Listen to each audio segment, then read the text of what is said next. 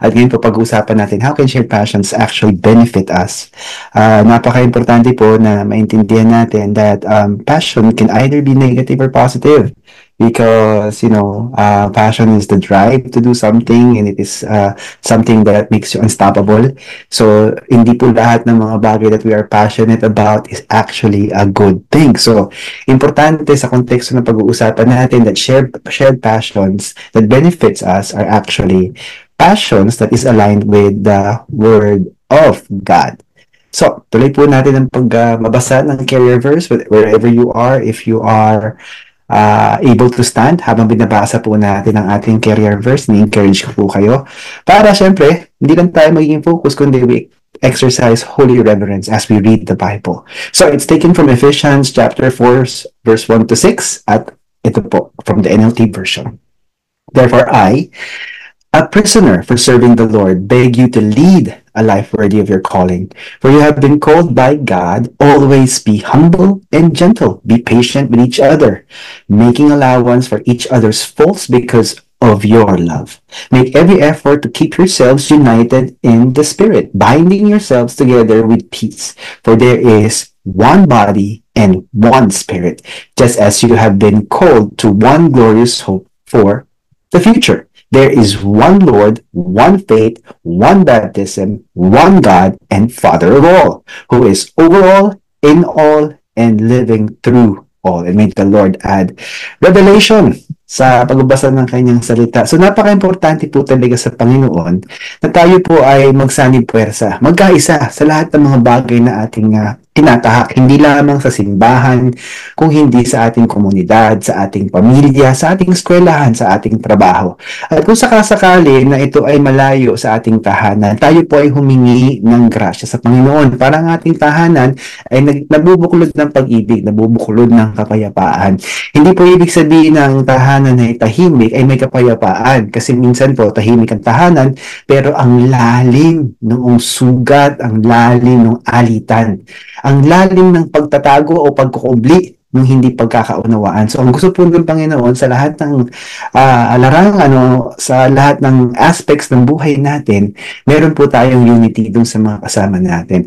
At syempre po, ang Panginoon lang ang maaaring makapagbigay nito sa atin in its purest and holiest form. Huwag din po natin kakalimutan that there are times na potentially talagang hindi natin ito mararanasan sa ating biological family. Kaya meron po tayong salvation in the name of Jesus Christian Ministries Inc.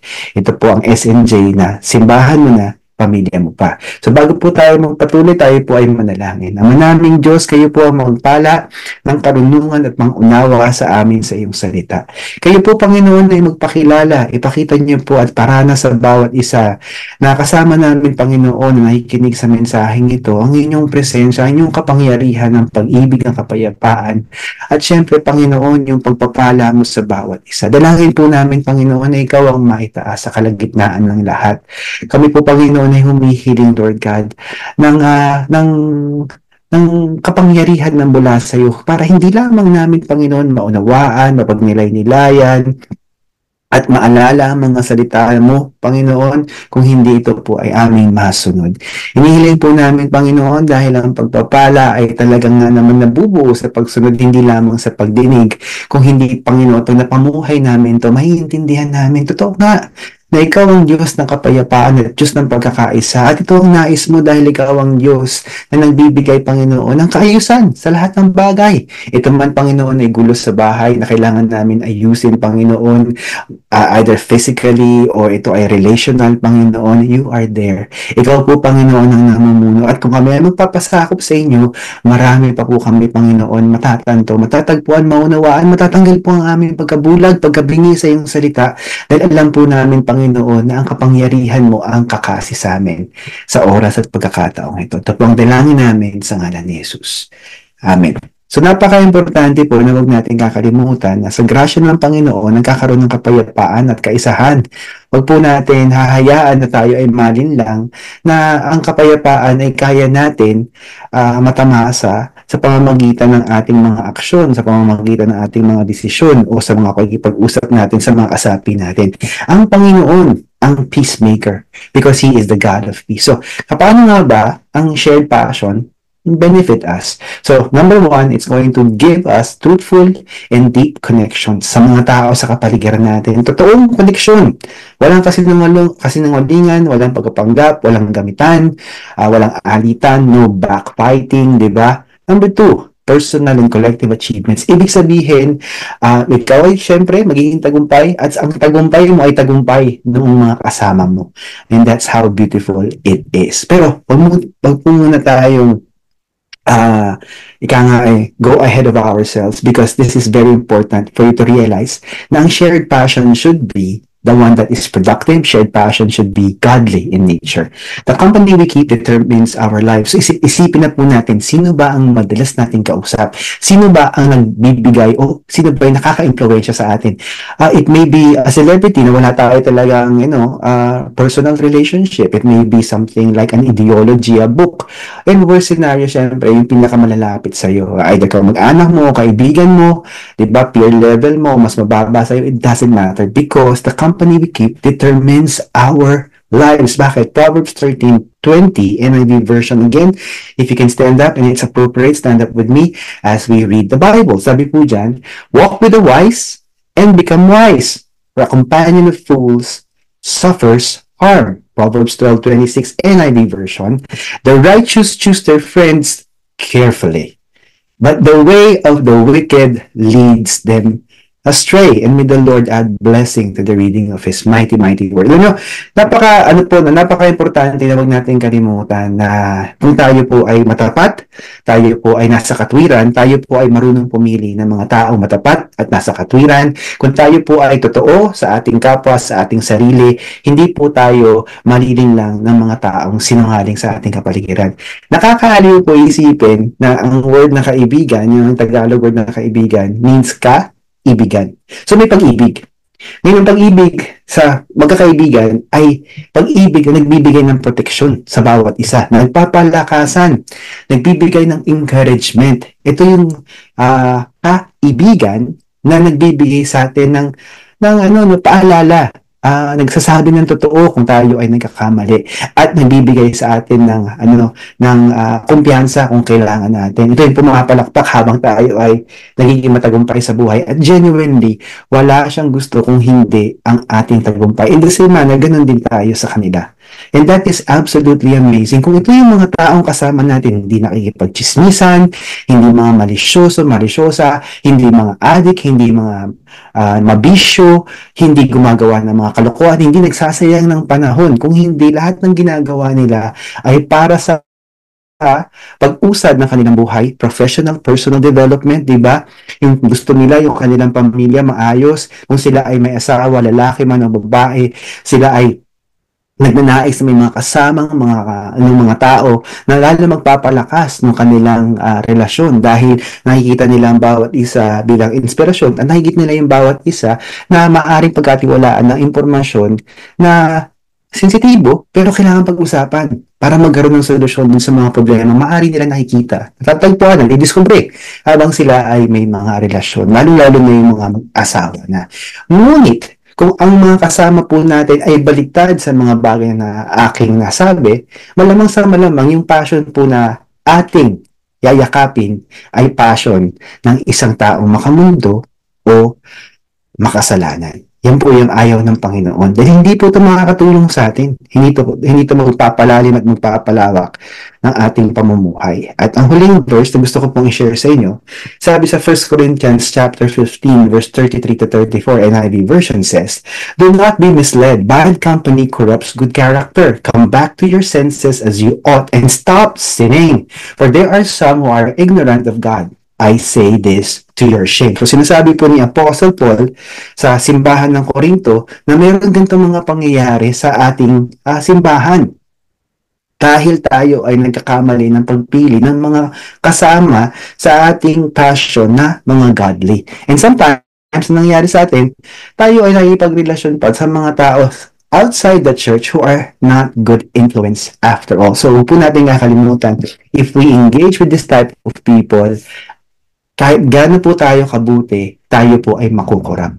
Tayo po ay gagawa ng kalokohan. At i-justify natin yung kasalanan natin sa kapamaraan ng mali. At syempre, yung passion na ating yayakapin, ito yung passion na contrary to the Word of God, contrary to the Word of God, which leads us to sin. Huwag po natin kakalimutan, ang kasalanan ay nagdadala ng kaguluhan sa buhay.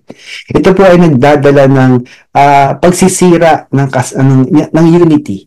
Ito po ay nakakasira sa relationships. Ito po ay nakakasira sa ating kinabukasan. Kaya wag po natin itong i-entertainin. Pumili po tayo ng maayos ng mga people so that they may be able to help us achieve. So, number 1, truthful and deep connections. Ecclesiastes chapter 4, verse 9 to 12, NLT. Kaya nga po, totoo ang adage na no man is an island. Two people are better off than one, for they can help each other succeed. It can be a husband and a wife. It can be a parent and a child and a parent. It can be friends. It can be relatives. If one person falls, the other can reach out and help. But someone who falls alone is in real trouble. Likewise, two people lying close together can keep each other warm. But how can one be warm alone? A person standing alone can be attacked and defeated, but two can stand back to back and conquer. Three are even better, for a triple braided cord is not easily broken. And may the Lord add revelation. Mabuksan po ang ating mga mata, makita po natin ang ating katotohanan. Ito po ay patungkol, sinasabi po ni King Solomon sa kanyang pag-observe na ito'y talaga yung totoo. Kapag ikaw ay may kasapi, may kasama ka, at pareho kayo gumagawa ng mga bagay na makatwiran, tama, makabuluhan, nakakatulong sa kapwa, talaga nga naman mas maganda. Nakadalawa kayo. Dahil kung sakasakaling ikaw ay manghina, may magpapalakas sa'yo. Kung sakasakaling ikaw ay magkakasakit, may mag-aalaga sa'yo. Kaya nga po ang simbahan ay napaka-importante, lalong-lalo na po kung ating tahanan ay hindi nakapagbibigay ng ganitong klaseng karanasan sa atin. Kaya nga po ang simbahan ay parating nagnanais na ang bawat tahanan, ng bawat relasyon sa loob ng isang pamilya ay dapat maayos, mapayapa at nagkakaisa. Yan po ang ginagawa ng ating simbahan. Kaya nga po, ang church natin, normally, kung pumapayag po yung mga mag-asawa to do counseling, we address sin. We talk of solutions. Pinag-uusap natin yung mga mag-asawa face-to-face na sila ay nakakapagsabi ng mga bagay na nakimkim nila, mga bagay na hindi normally pinag-uusapan ng mga mag-asawa na walang paggagabay ng simbahan, walang paggagabay ng Panginoon. Kaya nga po napaka-importante na meron tayong sinasapian, sinasamahang simbahan that represents this very truthful and deep connections. Kasi may tiwala eh. Di po ba? At wala pong pride doon sa mga conversations. At wala ring takot. Kaya nga po ang ganda kapag nakikita niyo po na nagkakaayos ang mga pamilya na hindi maayos. At nakikita niyo naman na nagka-thrive yung mga pamilya na, na sila, achievers. Because they are able to, use yung energy ng unity, yung energy ng peace, yung energy ng love doon sa tahanan. Walang conflict, walang nagiiringan, walang mapilit, di ba? Kung alam niyang mali siya, tatanggapin niya ang pagkakamali niya. At kung alam niya, siya ay tama, hindi naman niya, hindi niya tawag dito, ipapamukha doon sa kasama niya sa tahanan na siya yung tama at ito yung mali, di ba? There is always love, there is always that ability to talk about certain things that we disagree on and we agree to disagree. Siyempre, may courtesy, may respeto doon sa conversation para nagsasanib po sa punang maayos yung pamilya. Ang sabi po dyan, mas maganda nga naman kung tatlo. Di po ba? Because a cord cannot easily be broken. Imagine if God is the centerpiece of your relationship. He is the one that, He is the one that inspires you to be humble to each other. Yan. Kadalasan po kasi yung hindi pagkakaunawaan ng mga tao, kung ano man relationship meron sila, it's born out of pride because one wants to prove themselves correct. Hindi mo kailangan patunayan na tama ka. Ang kailangan, tama ang iyong gagawin. Kasi ang tama pag ginawa mo, magiging ebidensya na yan na tama yan. Hindi mo kailangan i-pursue yan. Maaring hindi siya maniwala na tama ka right now, pero maybe years from now, a month from now, a week from now, that person will realize that you have been right all along.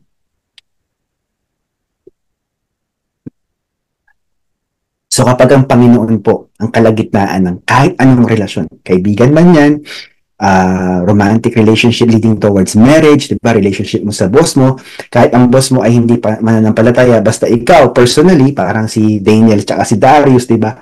Sentro pa rin noong ganung klaseng relasyon, kahit hindi mananampalataya ang karelasyon mo doon sa pagkakataon na yon, si Lord pa rin ang namumuno. Kaya nga po si Daniel, kung titignan natin, dahil meron siyang truthful and deep connections kay Shadrach, Meshach, and Abednego, mga kasama niya, mga kasabayan na train sa Babylon until Medes and Persian Empire ruled over Babylon, di ba? Nakita po natin na he was faithful to God even though siya ay pinarusahan to be eaten by the lions in the lion's den. Pero hindi po nangyari yun. Si Lord pa rin yung nakapangyari, and that's absolutely amazing.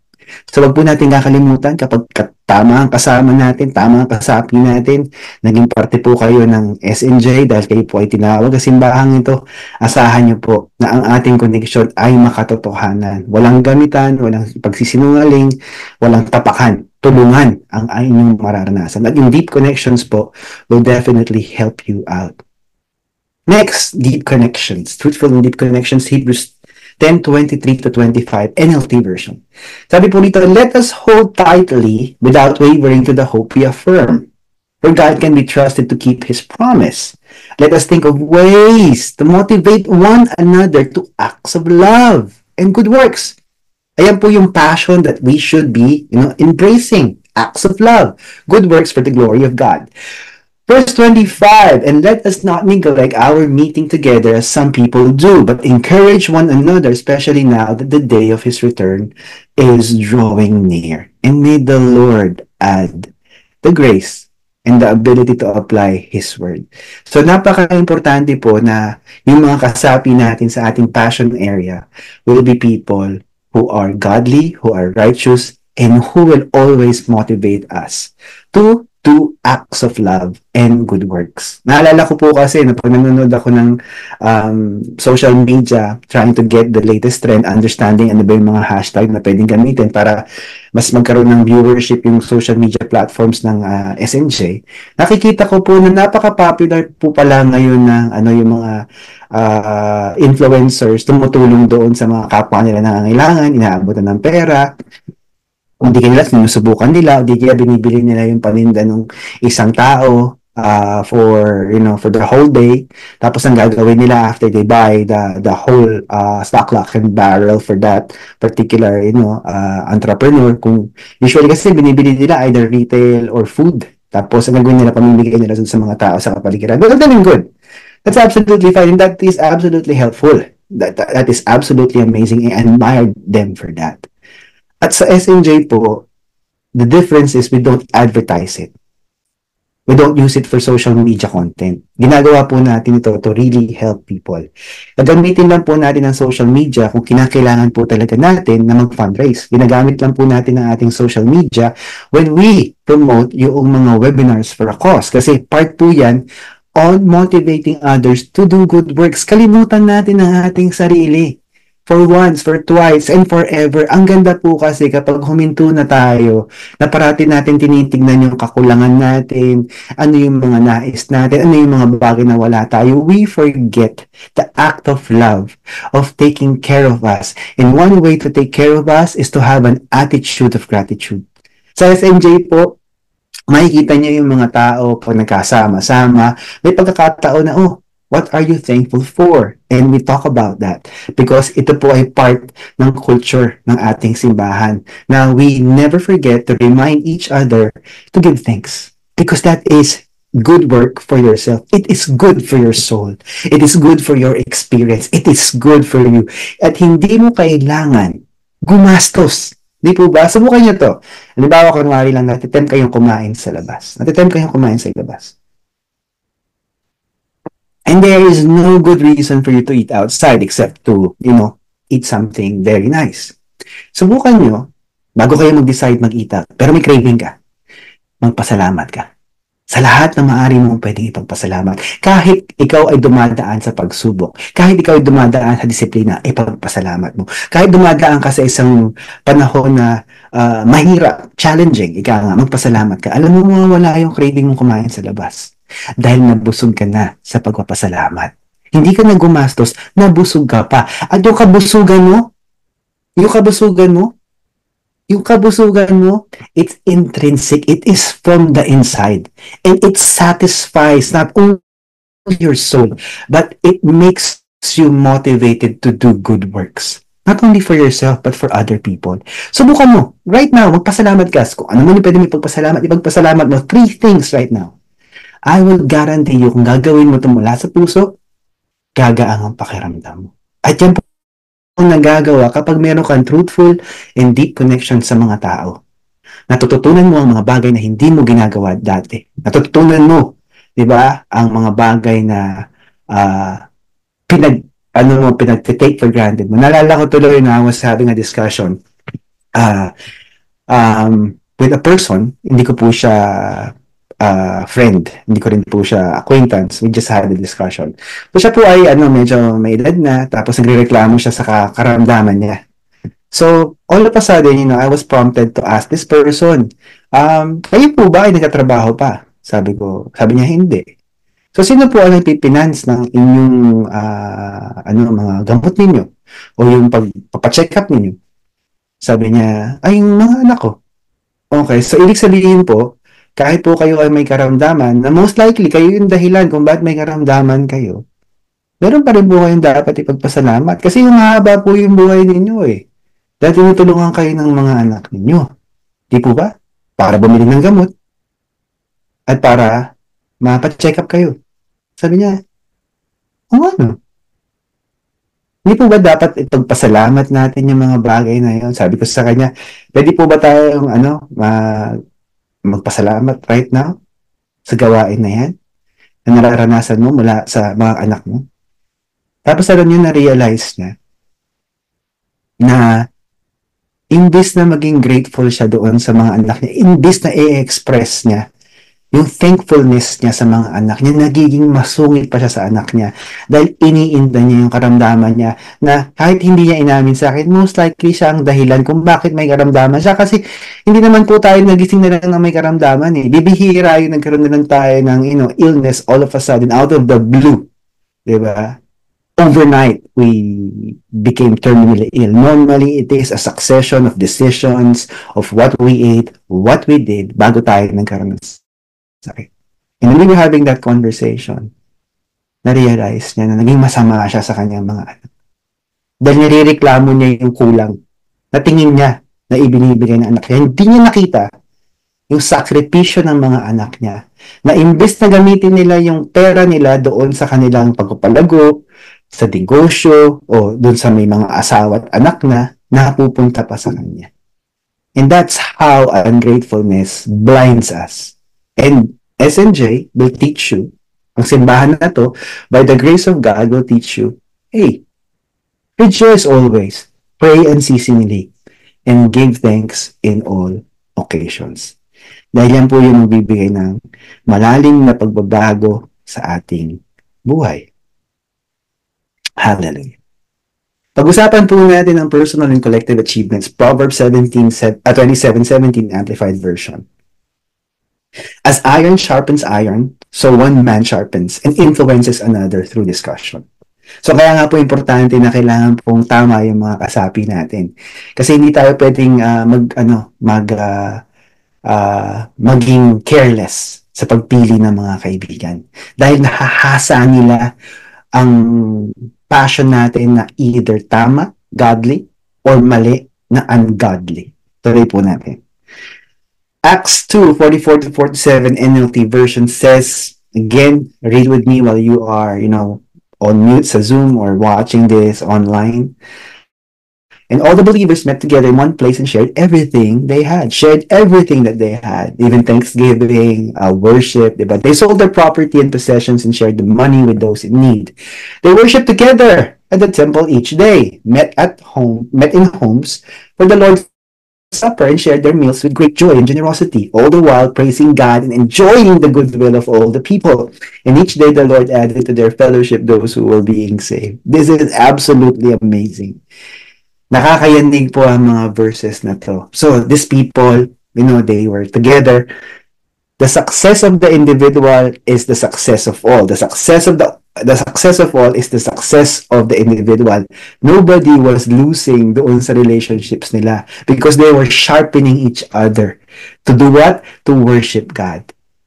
You know, not only by clapping their hands or singing their praises, but actually doing certain things. Hindi ko po sinasabi na sundin nyo na ibenta nyo ang property nyo, tapos, give it to SNJ and SNJ will distribute it according to the needs of the people. No, I'm not saying that. What I'm saying is that there is that unity. Nagsanib puwersa sila to do good works and to believe that the good works and the acts of love and kindness and their personal lifestyle, nagbago po siya kasi nga naman sila ay nagpapalakasan sa mga bagay na tama ang gawin. Puro tama ang ginagawa nila. Hindi sila yung may tama. Talagang tama ang ginagawa nila. Makatwiran. They are doing the right things because they are helping out each other. At syempre, yung mga tumulong dun sa nangangailangan, natulungan din nila ang kanilang sarili dahil pinagpala sila ng Panginoon at naranasan nila yung saya ng pagtulong. That's how amazing when you share your passion, your godly passion, your righteous passion with people who are like-minded in your sphere.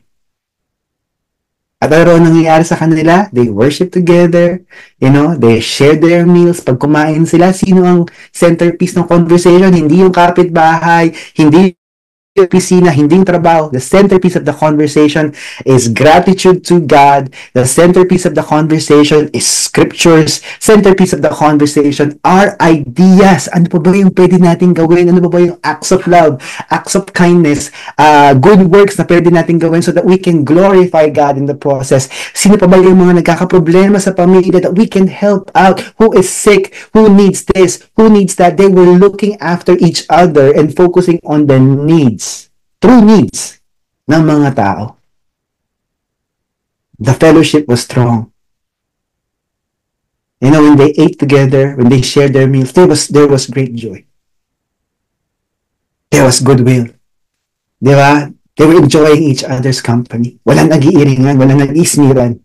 Di ba? Walang nakatalikod dun sa isa dahil hindi sila nagkakasundo. Everybody was together. And that's how amazing the Lord is. When you come together with people who are passionate and who are doing the right things. Because you are spurred to believe and to realize the success of one is the success of all. The success of all is the success of one. Hallelujah. Hallelujah. Let's bow down our heads and close our eyes. Kung hindi mo pa natatanggap si Jesus bilang Diyos at tagapagligtas, inaanyayaan kita sa oras na ito. I would like to encourage you to receive Jesus as Lord and Savior so that you will be in a place, in a space with people who are like-minded as you are. Hallelujah. Like-minded as you are. Grabe yun. Like-minded as you are. When yung passion mo is correct, when your passion is done, glorify God. I mean, it goes not only a long way, but it impacts your eternity. Dahil ibang klase yung karanasan mo.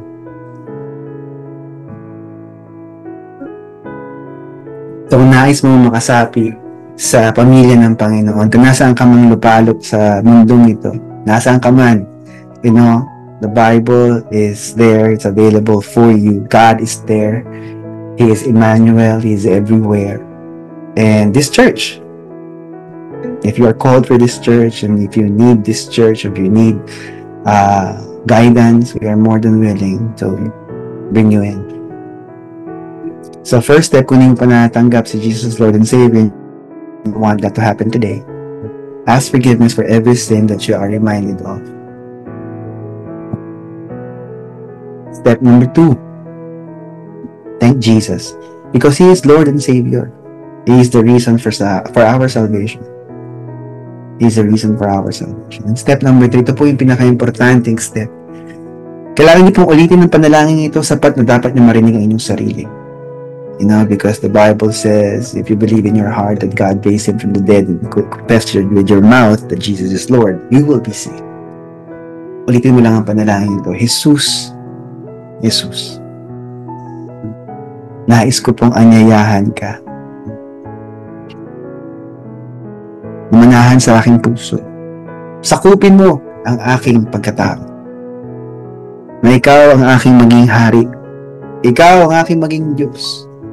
Ikaw ang aking maging tagapagligtas. Nais ko pong maranasan, makasama ang mga taong totoo. Mga tao na handa na anyayahan ako sa kanilang grupo, sa kanilang pamilya, sa simbahang SNJ, kung sakasahaling kailangan ko. Para po ako'y matulungan at aking passions toward God will become godly and will become according to your will. In Jesus' name, amen. Pwede ka nang dumilat panandalian. Kung ikaw ay nanalangin mula sa puso, ikaw ay magkakaroon ng karanasan ng pagbabago. At ang pagbabago na yan ay makikita mo sa iyong kilos, sa iyong salita, at sa laman ng iyong isipan. At magkakaroon ka ng pagkauhaw, pagkagutom sa salita ng Diyos at panalangin. At syempre maghahanap ka ng simbahan kung wala ka pang simbahan. Kung makakalimutan na ang SNJ ay available to you. You're more than welcome. Hallelujah. I would like to pray for the brethren, mga kapatid. Mga kapatid, kung tayo ay sumapi sa mga relasyon na hindi totoo, hindi ayon sa kalooban ng Panginoon, we have corrupted ourselves with bad company. May they be in church, and most of the time, they may be friends sa work, sa school, sa community, wherever. Just come back to the Lord. Bumalik ka sa Kanya. At balikan mo yung mga tao at tumulong sa'yo once upon a time. Balikan mo yung mga tao na nagsabi sa'yo ng mga totoo bagay kahit minsan masakit sa tenga. Yung mga makukulit dahil mahal ka nila at nais nilang maging matagumpay ka. Bumalik ka. Bumalik ka sa Panginoon. At madali kang makakabalik sa mga tao na kasama mo dati. Hallelujah. Hallelujah. Let the Lord heal you today. Heal you today. Taas mo ang puso mo sa Panginoon. Alam ko pagod ka na. Nakakapagod na makasama ang taong mga hindi matino. Hallelujah. And I pray for your healing and deliverance if you will it, Lord God, for these people. And if these people are willing to be healed and delivered, hayaan niyo po, Panginoon, na mabisita niyo po ang lahat na nagpapasakop sa oras na to, kahit saan sila naandun, kahit saan sila, Lord God, sa mundong ito. They may be in a different country. But at the end of the day, your presence, Lord God, is omnipresent. Let them experience your love right now. Maranasan ka po nila, Panginoon, na hindi nila madidinay ang kapangyarihan. Hallelujah. Hallelujah. I pray that you recover, brother. I pray for your reconciliation with the fellow brethren that you were with before. And I pray that your passions going forward will become for the glory and renown of God. In Jesus' name. Amen.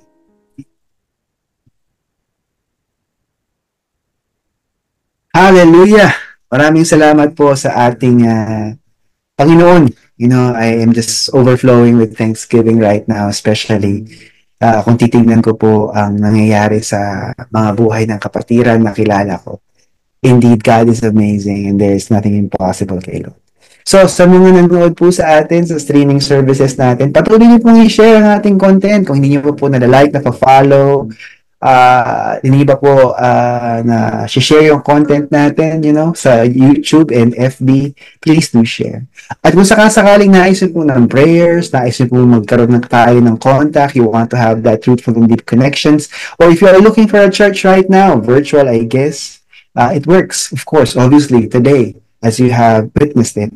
So, ang hiling po namin, pop a comment doon sa comment box, and we will contact you, and we will be more than welcome to bring you to the church family that we have so that our passions will be aligned together. So God bless you and keep you, and may He make His face shine upon you. Goodbye for now.